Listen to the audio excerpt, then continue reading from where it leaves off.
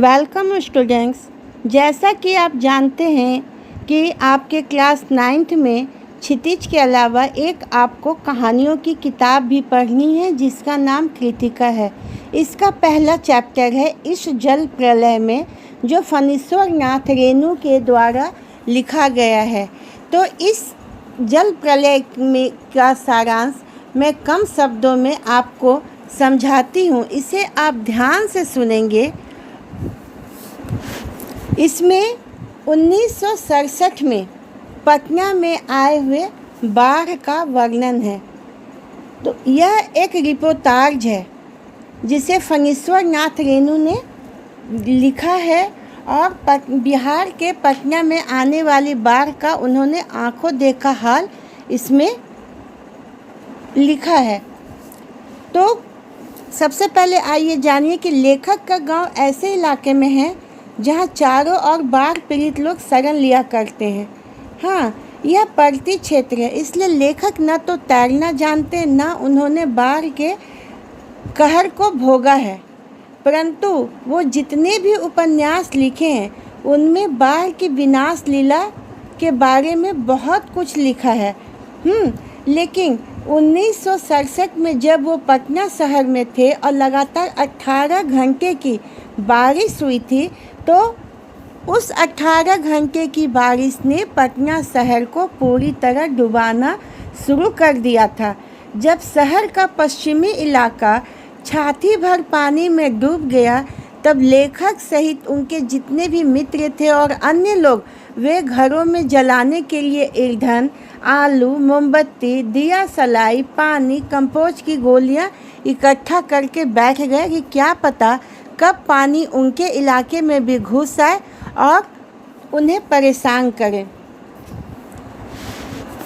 उसके बाद क्या होता है कि जब सुबह होती है और लेखक को समाचार मिलता है कि राजभवन और मुख्यमंत्री भवन डूब गए हैं और दोपहर तक गोल घर भी जल से डूब गया है, तब लेखक अपने मित्र के साथ कॉफ़ी हाउस के लिए निकलते हैं। तो रिक्शा वाला बोलता है कि अब तक तो कॉफ़ी हाउस भी डूब चुका होगा, फिर भी लेखक को बाढ़ के पानी को देखने की उत्सुकता है।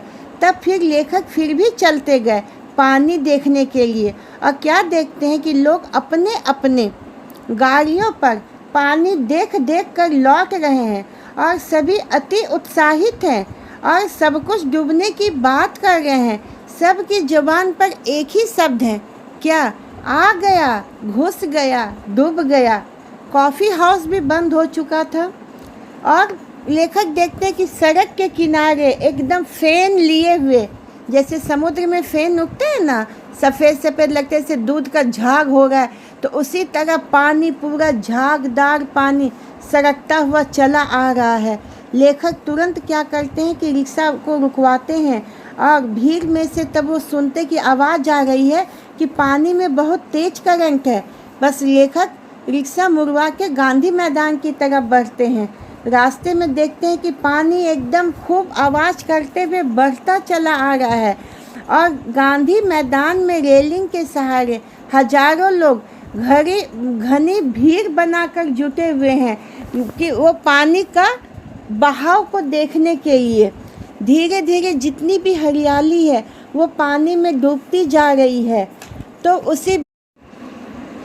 उसी बीच लेखक को लोगों के भीड़ में से आवाज़ आती है, जब दानापुर डूब रहा था तब तो कोई देखने नहीं आया, और अब बुझो।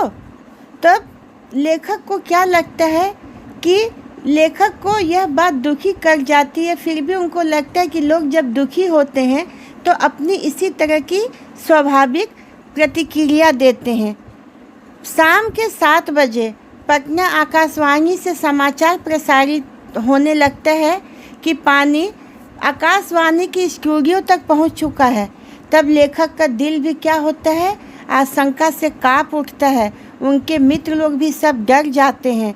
हाँ, और लेकिन फिर भी वे लोग संभल जाते हैं, क्योंकि उनके आसपास जितने भी लोग खड़े हैं वे बाढ़ को देखकर डरे हुए नहीं बल्कि उत्साहित हैं। पर दुकान में बहुत हड़बड़ी है, बहुत सारे सामान लोग खरीद के उसे स्टोर कर रहे हैं, उसे ऊपर ले जा रहे हैं, पान वाले की बिक्री बढ़ गई है। तब लेखक भी क्या करते हैं कि बाढ़ से बचने की तैयारी करते हैं। वे क्या करते हैं, कुछ पत्रिकाएँ खरीद लेते हैं और पत्नी से पूछते हैं कि घर में गैस वगैरह तो है ना। तो पत्नी बोलती है हाँ, सिलेंडर तो 2-3 दिन तक चले जाएगा। उसके बाद पूरा शहर क्या है कि जगा हुआ है, लेखक भी पानी आने का इंतज़ार कर रहे हैं। उसके बाद उनके दिमाग में 1947 की बाढ़ की स्मृति को याद कर रहे हैं, जब पूर्णिया ज़िले में बाढ़ आ गई थी और लेखक उस समय बच्चे रहते हुए अपने गुरुजी के साथ बाढ़ पीड़ितों की सहायता के लिए नाव पर जा रहे हैं। तब लेखक फिर उनके मन में 1949 की बाढ़ का अनुभव आता है।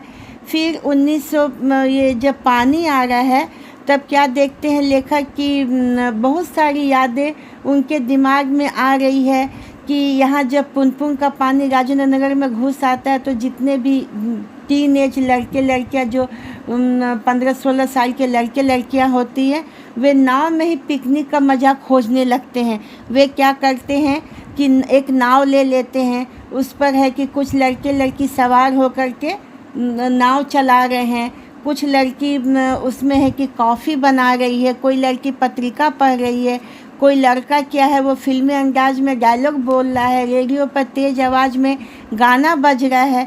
तो लेखक के मन में यही सारी क्या होती है कि दिमाग में यही सारी बातें घूमते रहती है। रात सब कोई जगे हुए हैं, पूरा शहर जगा हुआ है, रात के 2:30 बज जाते, पानी नहीं आया है। पता नहीं, लेखक को लगता है कि भगवान ने कुछ चमत्कार कर दिया है। तब लेखक को अपने मित्र और अपने परिजनों की, अपने रिश्तेदारों की याद आती है। वह टेलीफोन घुमाते पर उनका टेलीफोन, सारे टेलीफोन क्या है कि बाढ़ के चलते पूरी बिजली कटी हुई है, टेलीफोन बंद हो चुके थे।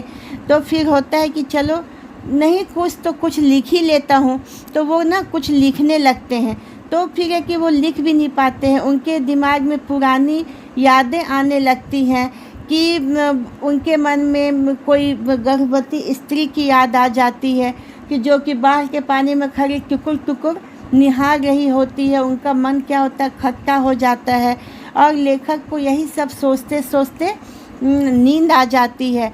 फिर जैसे ही सुबह मतलब अचानक लगता है कि कोई उन्हें जगा रहा है, तो देखते हैं कि सुबह के 5:30 बज गए हैं। चारों तरफ बहुत हल्ला है, बहुत शोर है, आ रहलो है, पनिया देखा आ गलो।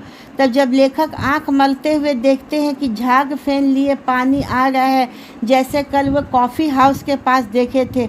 हाँ, और वहाँ पर पानी उछल उछल कर आ रहा है, पानी है उछल उछल कर आ रहा। लेखक क्या है कि दौड़ कर छत पर चले जाते हैं, चारों तरफ पानी का शोर है, लहरों देखते हैं कि लहरें क्या है कि नाच रही हैं। चारों तरफ पानी ही पानी। सामने लेखक के घर के सामने की दीवार की ईंटें डूबती जा रही है, बिजली का खंभा का काला हिस्सा, तार का पेड़ सब डूब रहा है, समूची हरियाली डूब गई है। लेखक सोचते हैं कि बचपन में शायद बाढ़ देखी है पर इस तरह पानी का आना नहीं देखा। अगर शायद रात को आता तो लेखक बहुत डर गए होते। तब लेखक के मन में आता है काश इस समय उनके पास एक मूवी कैमरा होता, टेप रिकॉर्डर होता या कलम होती तो अच्छा होता। फिर लेखक सोचते हैं कि चलो अच्छा ही है, कुछ भी नहीं है मेरे पास। तभी तो वह बाढ़ के पानी को इस तरह महसूस कर पा रहे हैं।